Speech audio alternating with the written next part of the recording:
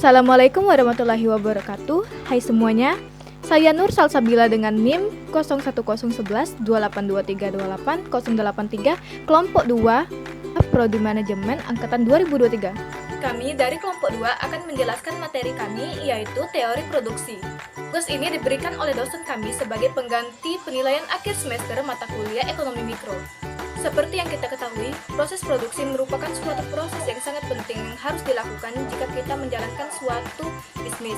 Tanpa adanya proses produksi, konsumen tidak akan bisa memanfaatkan nilai barang atau jasa yang dibutuhkan dalam kehidupan sehari-hari. Agar proses produksi dalam bisnis dapat memberikan manfaat ataupun keuntungan yang diperlukan untuk perusahaan, penting bagi produsen untuk mengetahui apa itu teori produksi dan bagaimana caranya supaya bisa menguntungkan kedua belah pihak, baik itu pihak produsen maupun konsumen. Proses produksi memerlukan sebuah teori produksi supaya perusahaan yang kita jalani berjalan dengan baik, menghasilkan hasil yang optimal, kuantitas dan kualitas barang yang terjaga, dan juga bisa memuaskan para konsumen. Konsep utama yang digunakan dalam teori produksi adalah dengan menghasilkan output semaksimal mungkin baik dari segi kualitas maupun kuantitas dengan input tertentu, dan juga menghasilkan sejumlah output yang ditargetkan dengan biaya produksi seminimal mungkin. Jika kondisi tersebut tercapai, perusahaan dapat mencetak keuntungan yang seoptimal mungkin. Jika dibedakan berdasarkan jenis produknya, teori produksi memiliki 5 macam. 1.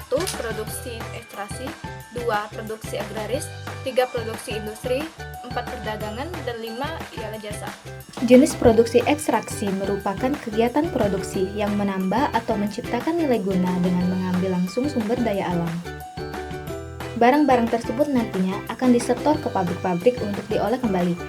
Contoh produksi ekstraksi meliputi kegiatan tambang emas, tembaga, batu bara, nikel, kobalt, besi, dan juga minyak bumi. Jenis produksi agraris merupakan kegiatan produksi yang memberikan nilai tambah atau menciptakan nilai pada hewan dan tumbuhan. Secara sempit, produksi agraris meliputi produksi di bidang pertanian seperti beras. Namun, secara luas, bidang-bidang sejenis seperti perkebunan, peternakan, perikanan, dan kehutanan juga termasuk ke dalam produksi agraris. Jenis produksi industri merupakan kegiatan industri yang memberikan nilai tambah atau menciptakan nilai dengan mengubah barang mentah menjadi barang setengah jadi atau barang jadi. Contoh dari kegiatan produksi industri seperti pengolahan makanan kemasan, pakaian, dan bahan-bahan konstruksi, kendaraan bermotor, dan alat-alat elektronik. Selanjutnya ada perdagangan. Meski perdagangan tidak mengubah bentuk barang, perdagangan dapat dikategorikan sebagai kegiatan produksi karena perdagangan memindahkan tempat barang dari produsen ke konsumen. Pada umumnya, para pedagang akan membeli barang dari para produsen dengan harga yang lebih terjangkau dengan pembelian grosir. Pembelian grosir adalah pembelian yang dilakukan dengan waktu yang bersamaan tetapi dengan jumlah yang banyak. Kemudian mereka menjualnya kembali ke para pembeli, baik konsumen maupun pedagang retail, dengan selisih harga agar mendapatkan keuntungan. Yang terakhir adalah jasa. Produksi jasa merupakan kegiatan produksi yang memberikan pelayanan kepada konsumen. Hasil output produksi di bidang jasa tidak bisa dilihat wujudnya, sebab tidak berupa barang fisik.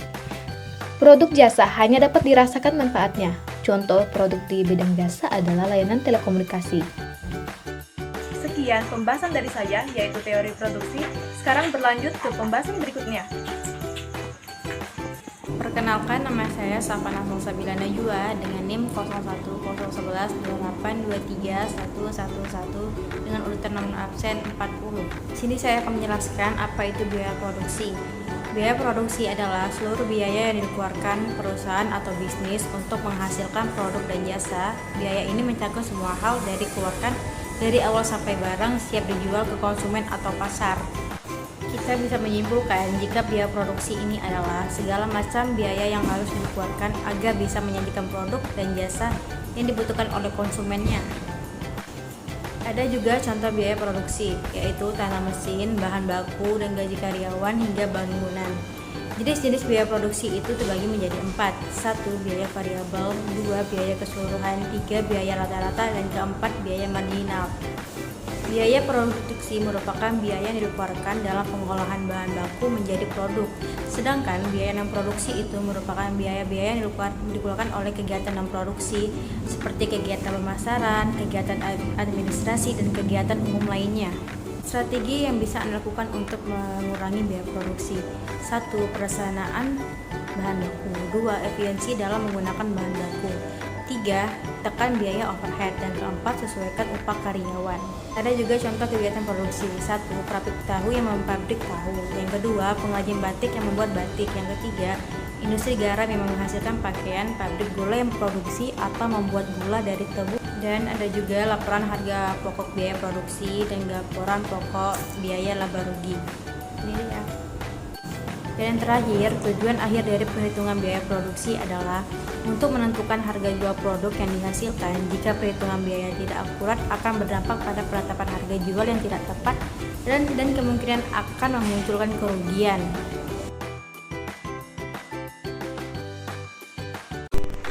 Assalamualaikum warahmatullahi wabarakatuh. Perkenalkan, saya Tia Amelia dengan NIM 01011282328125 dan dengan nomor urut absen 46. Di sini saya merupakan anggota dari kelompok 2 materi tentang teori produksi dan biaya produksi. Pada kesempatan kali ini saya akan menjelaskan dua jenis biaya produksi, yaitu biaya eksplisit dan juga biaya implisit. Masuk ke dalam materi, kita harus tahu dulu nih teman-teman, apa itu biaya produksi. Mungkin sebagian teman-teman udah ada yang tahu atau belum ada yang tahu nih apa itu biaya produksi kan. Nah, jadi biaya produksi adalah semua pengeluaran yang dikeluarkan oleh perusahaan untuk memperoleh faktor-faktor produksi dan bahan-bahan mentah yang nantinya untuk menciptakan barang-barang produksi yang dihasilkan oleh perusahaan tersebut. Jadi, yang namanya biaya produksi adalah dana atau modal yang pastinya dikeluarkan oleh perusahaan untuk apa? Untuk menghasilkan atau menciptakan barang-barang produksi yang nantinya akan dijual oleh perusahaan tersebut. Nah, biaya produksi terbagi menjadi dua jenis, yaitu biaya eksplisit dan juga biaya implisit. Terlebih dahulu saya akan menjelaskan apa itu biaya eksplisit. Nah, setelah itu saya akan menjelaskan apa itu biaya implisit. Nah, jadi biaya eksplisit adalah biaya nyata. Nah, jadi intinya biaya eksplisit itu adalah biaya nyata. Kenapa disebut biaya nyata? Karena biaya eksplisit itu terlihat atau tercatat di dalam sebuah laporan kas sebuah perusahaan. Nah, biaya eksplisit ini juga merupakan pengeluaran perusahaan berupa pembayaran dengan uang untuk memperoleh faktor-faktor produksi dan bahan-bahan mentah yang nantinya dibutuhkan oleh perusahaan. Nah, biaya eksplisit ini juga merupakan suatu kewajiban yang wajib dikeluarkan oleh perusahaan untuk berjalannya produksi atau kegiatan operasional di dalam sebuah perusahaan ya teman-teman. Nah, apa saja contoh dari biaya eksplisit? Contoh dari biaya eksplisit seperti gaji atau upah tenaga kerja ya, terus biaya produksi, biaya pemasaran, biaya sewa gedung, biaya peralatan, dan biaya-biaya lainnya. Saya akan menjelaskan kenapa nih gaji termasuk ke dalam biaya eksplisit.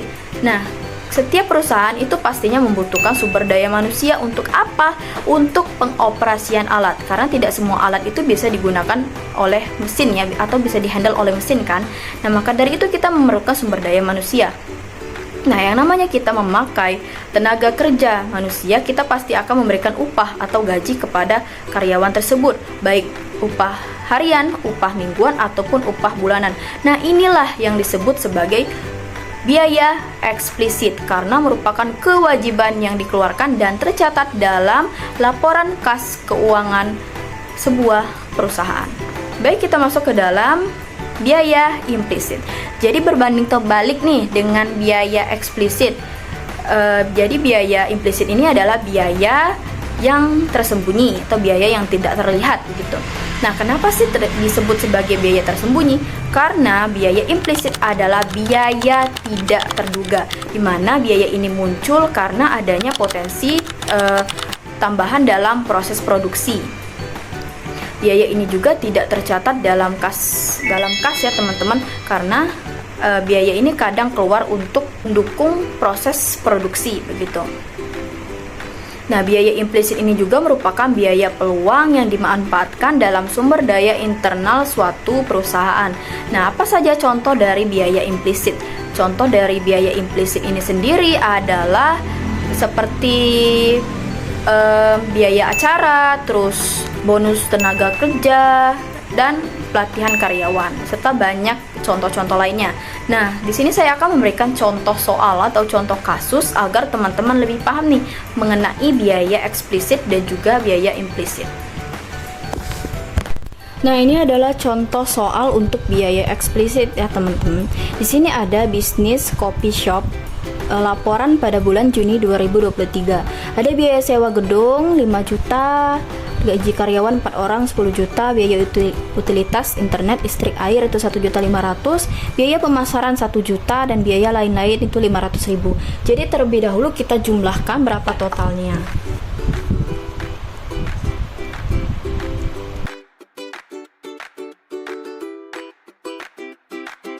Nah, totalnya itu adalah 18 juta rupiah. Nah, misalnya pemasukan coffee shop pada bulan Juni 2023 itu adalah 30 juta. Misalnya pemasukan itu adalah 30 juta. Jadi, untuk menghitung laba bersihnya, ini ya laba bersih dengan pemasukan tadi 30 juta itu dikurang dengan 18 juta sama dengan 12 juta rupiah ya. Nah, ini merupakan biaya eksplisit. Jadi biaya eksplisitnya itu adalah 12 juta rupiah. Kita masuk ke contoh soal biaya implisit. Nah, ini merupakan contoh soal untuk biaya implisit. Perusahaan Bunga Mekar bulan ini mencatatkan total biaya sebesar 25 juta rupiah. Pengeluaran tersebut digunakan untuk membayar gaji pegawai, biaya listrik, pulsa, dan pengeluaran langsung sebesar 18 juta rupiah. Sisanya ialah biaya sewa bangunan milik sendiri dan berapa biaya implisitnya. Jadi, dari soal di atas dapat kita lihat biaya 18 juta untuk kepentingan biaya eksplisit seperti gaji pegawai, biaya listrik, pulsa, dan lain-lain. Nah, sedangkan sisanya untuk sewa bangunan milik pengusaha itu sendiri. Maka itulah yang disebut dengan biaya implisit. Jadi untuk mencari biaya implisit, ini adalah rumusnya.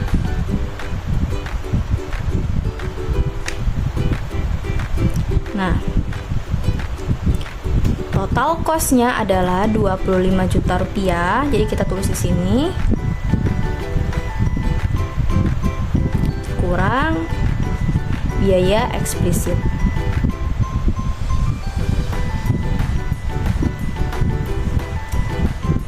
Nah, 25 juta rupiah dikurangkan dengan 18 juta rupiah adalah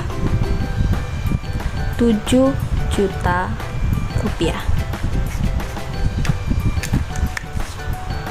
Nah, itu merupakan penjelasan saya mengenai materi biaya eksplisit dan juga biaya implisit. Lanjut ke materi selanjutnya. Perkenalkan, nama saya Nasyira Tiara Salima, nomor urut absen 47 dengan NIM 01011282328135. Di sini saya akan menjelaskan materi tentang unsur-unsur biaya produksi. Apa aja sih unsur-unsur biaya produksi itu? Unsur biaya produksi 1 yaitu biaya bahan baku. Biaya bahan baku adalah biaya yang digunakan untuk memproduksi atau membuat suatu produk. Bahan baku sendiri merupakan bahan mentah yang digunakan dalam membuat produk barang akhir jadi yang nantinya akan dijual kepada konsumen. Biaya bahan baku dibagi menjadi dua jenis, yaitu biaya bahan baku langsung dan biaya bahan baku tidak langsung. Biaya bahan baku langsung. Bahan baku langsung adalah bahan utama yang sangat penting dalam produk barang jadi. Jenis biaya ini adalah total anggaran yang dikeluarkan perusahaan dalam pembelian bahan-bahan baku. Contoh bahan baku langsung adalah persediaan bahan baku barang dan biaya dari barang yang dihasilkan. Sedangkan biaya bahan baku tidak langsung adalah jenis biaya yang mencangkup biaya tidak langsung terkait pembelian bahan baku. Bahan baku tidak langsung sendiri merupakan bahan yang diperlukan untuk menghasilkan produk akhir, tetapi tidak dapat dengan mudah diidentifikasikan dan dialokasikan ke pusat biaya. Contoh biaya bahan baku tidak langsung seperti penjualan, biaya perawatan mesin, biaya umum, dan biaya administrasi. Kedua, tenaga kerja langsung. Tenaga kerja langsung adalah tenaga kerja yang terlibat langsung dalam proses produksi dan biayanya, dari biaya produksi ataupun barang yang dihasilkan. Biaya tenaga kerja langsung dikeluarkan oleh perusahaan sebagai imbalan atas kinerja tenaga kerja yang terlibat langsung dalam proses produksi. Contoh biaya tenaga kerja langsung seperti upah, gaji, tunjangan, dan asuransi karyawan yang terlibat dalam proses produksi seperti asuransi kesehatan, dana pensiun, dan lain-lain. Yang ketiga atau yang terakhir yaitu biaya overhead pabrik atau biaya tidak langsung. Biaya overhead pabrik adalah biaya produksi yang dikeluarkan selain biaya bahan baku dan biaya tenaga kerja secara langsung.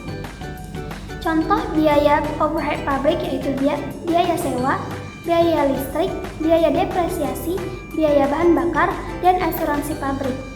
Biaya overhead pabrik dibagi menjadi dua jenis yaitu biaya overhead pabrik secara langsung dan biaya overhead pabrik secara tidak langsung. Biaya overhead pabrik secara langsung adalah biaya yang diidentifikasikan secara langsung dengan produk. Sedangkan biaya overhead pabrik secara tidak langsung adalah biaya yang diidentifikasikan secara tidak langsung dengan produk. Sekian pembahasan materi dari saya tentang unsur-unsur biaya produksi. Terima kasih sudah mendengarkan. Lanjut ke materi selanjutnya. Assalamualaikum warahmatullahi wabarakatuh. Perkenalkan saya Hanifah Sikamda dengan NIM 01011182328024. Mahasiswa Universitas Sriwijaya Fakultas Ekonomi Program Studi Manajemen. Di sini saya akan menjelaskan tentang biaya produksi jangka panjang. Biaya produksi jangka panjang ialah biaya yang menunjukkan semua faktor produksi yang dapat mengalami perubahan. Di dalam biaya produksi jangka panjang, semua biaya dianggap menjadi biaya variabel, tidak ada biaya tetap. Jumlah faktor produksi yang digunakan oleh suatu perusahaan dapat ditambah dengan faktor-faktor lain seperti faktor pasar, faktor bahan mentah, faktor transportasi, dan faktor tenaga kerja. Oleh karena itu, biaya yang paling relevan di dalam biaya produksi jangka panjang ini ialah biaya total, biaya rata-rata, dan biaya marginal. Nah, di sini saya memiliki kurva cara meminimumkan biaya produksi jangka panjang. Manakah yang dipilih oleh produsen jika terdapat AC1, AC2, dan AC3? Jika suatu perusahaan menginginkan 100 unit, maka kapasitas yang lebih efisien untuk digunakan ialah kapasitas 1. Jika suatu perusahaan menginginkan 130 sampai 240 unit, maka kapasitas yang digunakan ialah kapasitas 2. Jika suatu perusahaan menginginkan lebih dari 240 unit atau 275, maka kapasitas yang digunakan ialah kapasitas 3. Jadi di sini dapat disimpulkan bahwa ada dua faktor yang mempengaruhi cara meminimumkan biaya produksi jangka panjang. Yang pertama, tingkat produksi yang ingin dicapai. Yang kedua, sifat dari pilihan kapasitas yang telah tersedia. Dalam biaya produksi jangka panjang terdapat yang namanya kurva LRAC. Kurva LRAC itu dibentuk berdasarkan kurva AC yang tak terhingga banyaknya. Kurva ini berbentuk garis lengkung seperti huruf U. Ada beberapa faktor yang membuat kurva ini menjadi garis lengkung yang dinamakan oleh ahli ekonomi sebagai skala ekonomi dan skala tidak ekonomi. Skala ekonomi itu apabila pertambahan produksi menyebabkan biaya produksi rata-rata menjadi semakin rendah skala tidak ekonomi itu apabila pertambahan biaya produksi menyebabkan biaya produksi rata-rata menjadi semakin tinggi. Assalamualaikum warahmatullahi wabarakatuh. Perkenalkan, nama saya Naurasari dengan NIM 01011128232840 dari kelompok 2. Pada video kali ini saya akan menjelaskan tentang biaya produksi dalam jangka pendek. Dimulai dari pengertian. Apa sih yang dimaksud dengan biaya produksi jangka pendek itu? Biaya produksi jangka pendek adalah waktu di mana sebagian faktor produksi tidak dapat ditambah jumlahnya. Biaya produksi jangka pendek ini meliputi biaya tetap atau fixed cost dan biaya berubah atau variable cost, yang dimana apabila jumlah sesuatu faktor produksi yang digunakan selalu berubah-ubah, maka biaya produksi yang dikeluarkan juga berubah-ubah nilainya. Dan apabila jumlah sesuatu faktor produksi yang digunakan adalah tetap, maka biaya produksi yang dikeluarkan untuk memperolehnya adalah tetap nilainya. Biaya produksi jangka pendek ini juga memperhatikan tentang biaya produksi rata-rata yang meliputi biaya produksi total rata-rata, biaya produksi tetap rata-rata, dan biaya produksi berubah rata-rata, serta biaya produksi marginal. Selanjutnya adalah jenis-jenis biaya total. Dibedakan menjadi 3. Yang pertama, biaya total atau total cost adalah keseluruhan jumlah biaya produksi yang dikeluarkan. Biaya total ini dapat dihitung dengan menggunakan rumus, yaitu total cost sama dengan total fixed cost ditambah total variable cost. Selanjutnya adalah biaya tetap total atau total fixed cost, yaitu keseluruhan biaya yang dikeluarkan untuk memperoleh faktor produksi atau input yang tidak dapat diubah jumlahnya. Selanjutnya adalah biaya berubah total atau total variable cost, merupakan keseluruhan biaya yang dikeluarkan untuk memperoleh faktor produksi yang dapat diubah jumlahnya. Selanjutnya adalah biaya rata-rata dan marginal. Biaya rata-rata ini dibedakan menjadi 3. Yang pertama adalah biaya tetap rata-rata atau average fixed cost, yaitu apabila biaya tetap total untuk memproduksi sejumlah barang tertentu dibagi dengan jumlah produksi tersebut. Nilai yang diperoleh adalah biaya tetap rata-rata. Rumus untuk menghitung biaya tetap rata-rata ini adalah average fixed cost sama dengan total fixed cost per output. Selanjutnya adalah biaya berubah rata-rata atau average variable cost, yaitu apabila biaya berubah total untuk memproduksi sejumlah barang dibagi dengan jumlah produksi tersebut, nilai yang diperoleh adalah biaya berubah rata-rata. Rumus untuk menghitung biaya berubah rata-rata ini adalah average variable cost sama dengan total variable cost per output. Selanjutnya adalah biaya total rata-rata atau average cost. Apabila biaya total untuk memproduksi sejumlah barang tertentu dibagi dengan jumlah produksi tersebut, nilai yang diperoleh adalah biaya total rata-rata. Rumus untuk menghitung average cost ini adalah average fixed cost sama dengan total cost per output atau average cost sama dengan average fixed cost plus average variable cost. Selanjutnya adalah biaya marginal. Biaya marginal adalah kenaikan biaya produksi yang dikeluarkan untuk menambah produksi sebanyak 1 unit. Biaya marginal ini dapat dihitung dengan menggunakan rumus marginal cost N sama dengan total cost N dikurang total cost N-1, atau marginal cost sama dengan total cost per output. Selanjutnya adalah kurva biaya-biaya total. Yang pertama adalah kurva total fixed cost. Bentuknya adalah horizontal karena nilainya tidak berubah walau berapapun banyak barang yang diproduksi. Selanjutnya adalah kurva total variable cost, yaitu bermula dari titik O dan semakin lama semakin bertambah tinggi. Ini menggambarkan bahwa pada ketika tidak ada produksi, total variable cost sama dengan 0, dan semakin besar produksi semakin besar nilai biaya berubah total. Bentuk kurva total variable cost yang pada akhirnya semakin tegak menggambarkan bahwa produksi dipengaruhi oleh hukum hasil lebih yang semakin berkurang. Selanjutnya adalah kurva total cost. Kurva total cost adalah hasil dari perjumlahan kurva total fixed cost dan total variable cost. Oleh sebab itu, kurva total cost ini bermula dari pangkal total fixed cost, dan kalau ditarik garis tegak di antara total variable cost dan total cost, panjang garis itu adalah sama dengan jarak di antara total fixed cost dengan sumbu datar. Selanjutnya adalah kurva biaya rata-rata. Kurva biaya rata-rata ini mendekati bentuk huruf U, yaitu mencerminkan bahwa kegiatan produksi dipengaruhi oleh hukum hasil lebih yang semakin berkurang, yaitu pada waktu produksi masih sangat rendah pertambahan sejumlah tertentu biaya produksi akan menyebabkan pertambahan yang besar terhadap jumlah produksi. Tetapi, apabila produksi telah menjadi semakin banyak, sejumlah tertentu biaya produksi akan menimbulkan pertambahan produksi yang semakin sedikit. Selanjutnya adalah hubungan kurva marginal cost dengan average variable cost dan average cost. Yang pertama adalah apabila marginal cost kurang dari average variable cost, maka nilai average variable cost menurun. Berarti kalau kurva marginal cost di bawah kurva average variable cost, maka kurva average variable cost sedang menurun. Yang kedua, apabila marginal cost lebih dari average variable cost, maka nilai average variable cost akan semakin besar. Berarti kalau kurva marginal cost di atas average variable cost, maka kurva average variable cost sedang menaik. Baiklah, sekian penjelasan dari saya. Semoga bermanfaat. Wassalamualaikum warahmatullahi wabarakatuh. Perkenalkan, nama saya Rizky Nakausarani dengan NIM 01011182328016. Baiklah, di sini saya akan menjelaskan materi saya, yaitu mengenai analisis pulang pokok atau bisa disebut juga dengan Break Even Point atau BEP.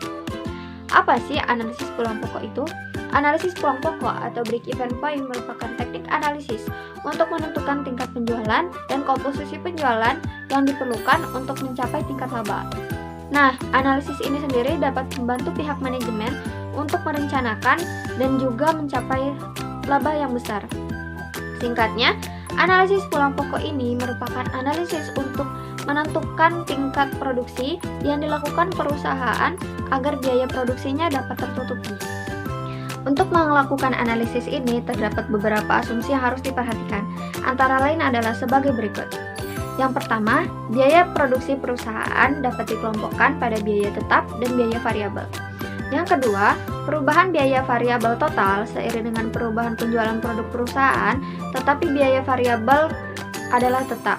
Yang ketiga, biaya tetap tidak mengalami perubahan walaupun terjadi perubahan penjualan produk perusahaan. Yang keempat, harga jual pokok adalah tetap pada saat dianalisis. Yang kelima, perusahaan hanya memproduksi dan menjual satu produk saja.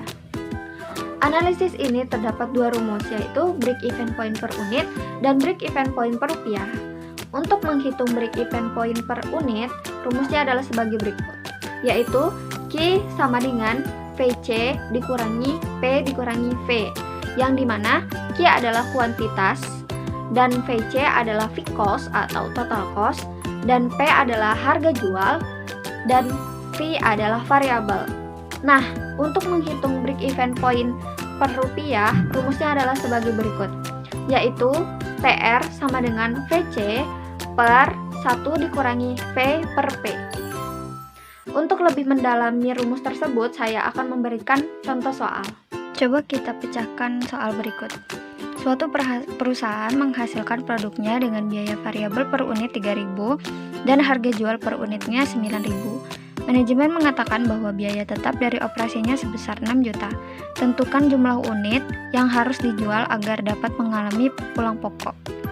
Nah, di sini kita dapat mengetahui jawab yang diketahui. Biaya variabel per unit berarti V sama dengan 3.000. Kemudian harga jual per unitnya berarti P sama dengan 9.000. Fixed cost atau biaya tetapnya yaitu sebesar 6 juta.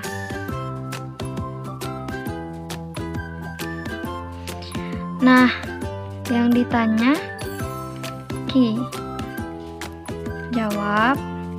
Rumus dari Q sendiri adalah Q sama dengan VC per P dikurangi V. Sama dengan kita masukkan VC-nya sebesar 6 juta per P-nya 9.000 dikurangi V-nya 3.000. Hasilnya adalah 6 juta per 9.000 dikurangi 3.000, 6.000. 6 juta dibagi 6.000, 1.000 unit. Karena ini yang dicari unitnya, berarti hasilnya adalah 1.000 unit. Kemudian jika kita ingin mencari TR-nya, rumus dari TR sendiri adalah sama dengan FC atau V cost per 1 dikurangi V per P sama dengan V cost-nya tadi sudah diketahui 6 juta per 1 dikurangi V-nya 3000 per P-nya 9000 sama dengan 6 juta kurangi 1 min 3000 dibagi 9000 jadi 1/3 sama dengan 6 juta dikali 3 min 1/3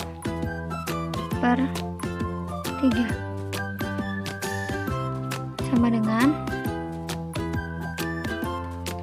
6 juta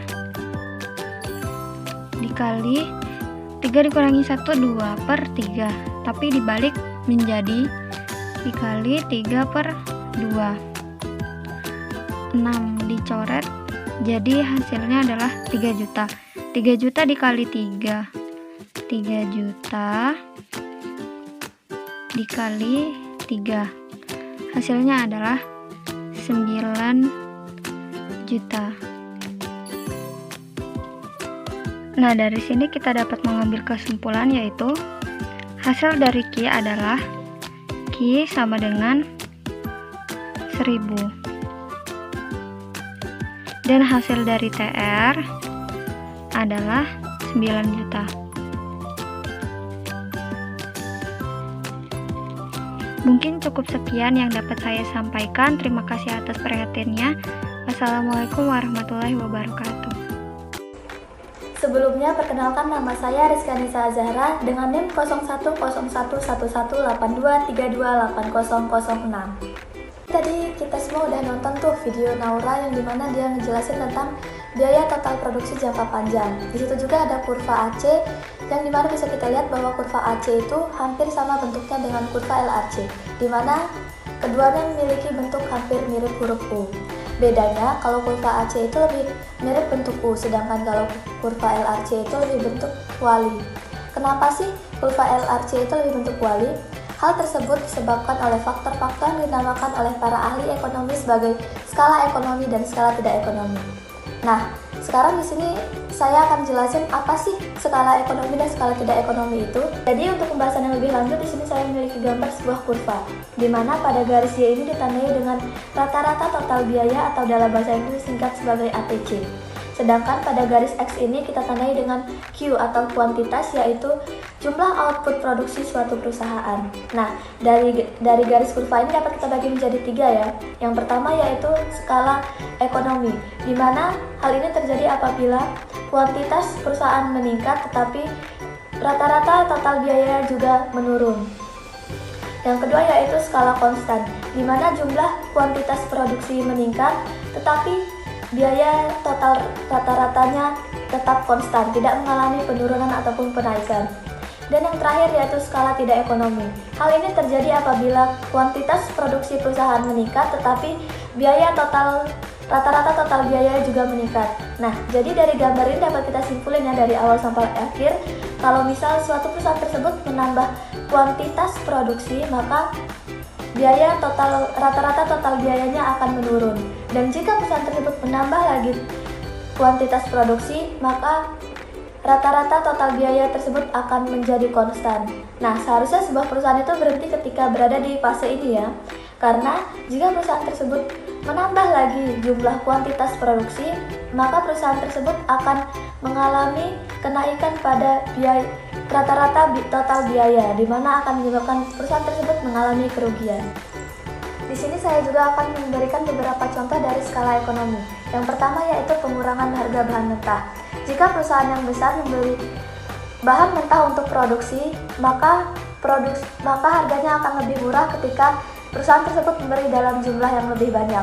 Maka hal tersebut akan menyebabkan pengurangan terhadap biaya produksi dan juga perusahaan tersebut dapat menjualnya dengan harga yang lebih murah. Yang kedua yaitu semakin besar perusahaannya, maka perusahaan tersebut akan bisa mempekerjakan tenaga ahli yang lebih banyak sehingga proses produksi akan lebih efisien. Dan yang terakhir yaitu spesialisasi faktor produksi.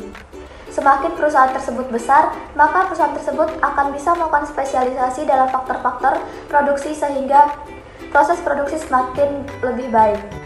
Nah, jadi udah tahu kan apa aja contoh dari skala ekonomi? Dan selanjutnya di sini saya akan memberikan contoh dari skala tidak ekonomi. Skala tidak ekonomi ini biasanya dialami oleh perusahaan yang sudah sangat besar, di mana sulitnya untuk mengatur perusahaan yang sudah sangat besar karena biasanya perusahaan yang sudah sangat besar malah sering melakukan kesalahan dan menyebabkan perusahaan tersebut bangkrut. Selain itu juga, komunikasi yang lama dalam perusahaan yang sudah sangat besar biasanya menyebabkan keefisienan dalam proses produksi. Jadi intinya, ketika perusahaan sudah mengalami fase skala ekonomi dan fase skala konstan, maka perusahaan tersebut disarankan untuk berhenti dan tidak untuk menambah jumlah kuantitas produksinya lagi, karena ketika mereka menambah jumlah produksinya, perusahaan tersebut akan mengalami skala tidak ekonomi di mana perusahaan tersebut dapat menyebabkan kebangkrutan dan kerugian. Cukup sekian penjelasan dari saya ucapkan terima kasih.